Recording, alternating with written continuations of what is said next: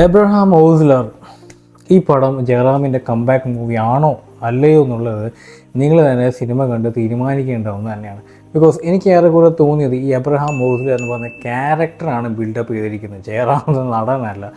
എന്തോ ഒരു ഒരു വല്ലാത്ത ഒരു ഒരു ഒരു സംഭവം. സിനിമ ഒരു ക്രൈം ഇൻവെസ്റ്റിഗേഷൻ ത്രില്ലർ, നല്ല കഥ തന്നെയാണ്. ബട്ട് നമ്മുടെ പഴയ സിനിമകൾ, ക്രൈം ത്രില്ലർ സിനിമകൾ കണ്ടുപോയ ഒരു സ്ഥിരം ശൈലി ഈ സിനിമയ്ക്കും ഉണ്ട്.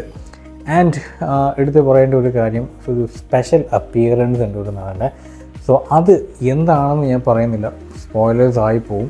സോ നിങ്ങൾ തന്നെ കാണേണ്ട ഒന്ന് തന്നെയാണ്. ബട്ട് ഈ സിനിമ കാണുന്നതിന് മുൻപ് ഏതൊരു മൂവി പ്രേമിയെ പോലെ തന്നെ ഒരു സംശയം ഉള്ളിലുണ്ടായത്, സ്പെഷ്യൽ അപ്പിയറൻസ് വരുമ്പോൾ ശ്രദ്ധ അങ്ങോട്ട് പോകുമോ ഇല്ലയോ എന്നുള്ളത്. But no, Abraham Ozler stole the show. I mean ഈ സിനിമ ഉടനീളം തിരിയുന്നത് എബ്രഹാം ഓസ്ലർ തന്നെ നായകൻ്റെ ചുറ്റിപ്പറ്റി തന്നെയാണ്.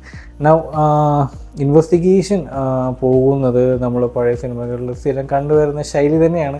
അങ്ങനെ വമ്പൻ ട്വിസ്റ്റോ അല്ലെങ്കിൽ ഒരു ഫ്ലാഷ് ബാക്കോ ഒന്നും വലിയ പ്രത്യേകിച്ചൊന്നും കാണിക്കുന്നില്ല. പക്ഷേ ഉടനീളം ഓഡിയൻസിനെ നല്ല രീതിയിൽ ത്രില്ലടിപ്പിച്ച് സിനിമ കൊണ്ടുപോയിട്ടുണ്ട്. അത്ര മാത്രമേ എനിക്ക് പറയാൻ കഴിയുള്ളൂ. കാരണം സിനിമ ഇറങ്ങിയിട്ട് ഒരു ദിവസം കഴിഞ്ഞിട്ടുള്ളൂ. നൗ ഇതിന് ഒരു OTT റിലീസിന് വേണ്ടി നിങ്ങൾ കാത്തിരിക്കരുത്.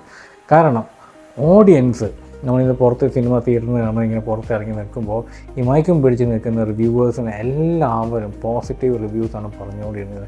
And they were also like എന്താ പറയുക, ഭയങ്കര മെച്യൂരിറ്റിയോട് കൂടി, എന്താ പറയുക, സ്പോയിലേഴ്സ് ഞങ്ങൾ പറയുന്നില്ല, നിങ്ങൾ തിയേറ്ററിൽ തന്നെ പോയി കണ്ടിരിക്കേണ്ട സിനിമ തന്നെയാണ്. ആ ഒരു ഡയലോഗ് തന്നെ എല്ലാവരും കീപ്പ് ചെയ്യുന്നുണ്ടായിരുന്നു. That's very good. സോ അത് തന്നെയാണ് ഞാൻ ഈ വീഡിയോയിൽ മെയിൻറ്റെയിൻ ചെയ്യുന്നത്. നിങ്ങൾ തിയേറ്ററിൽ പോയി കണ്ടിരിക്കേണ്ട ഒരു സിനിമ തന്നെയാണ്. ആൻഡ് പാർട്ട് 2 പോയിൻ്റ് ഔട്ട് ചെയ്യുന്നുണ്ട്, like he may come back, അങ്ങനത്തെ ഒരു സീനോട് കൂടിയിട്ടാണ് സിനിമ അവസാനിക്കുന്നത്. സോ ഒരു പാർട്ട് 2 സ്കോപ്പ് എപ്പോഴും ഉണ്ട് ഈ ഒരു സിനിമയ്ക്ക്.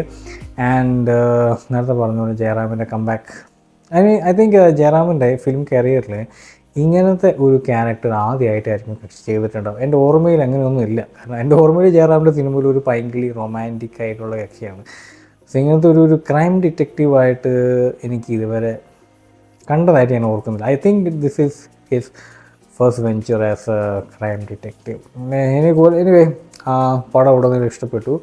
നിങ്ങൾ റിവ്യൂസിന് വേണ്ടി കാത്തിരിക്കുകയാണെങ്കിൽ I highly recommend this. Like 5 out of 5 അത്ര വരെ കൊടുക്കാം. നല്ല രീതിയിൽ എൻ്റർടൈൻ ആയിരുന്നു. ആൻഡ് ഫാമിലി, കപ്പിൾ, സിംഗർ എല്ലാവർക്കും കണ്ടിരിക്കേണ്ടത്.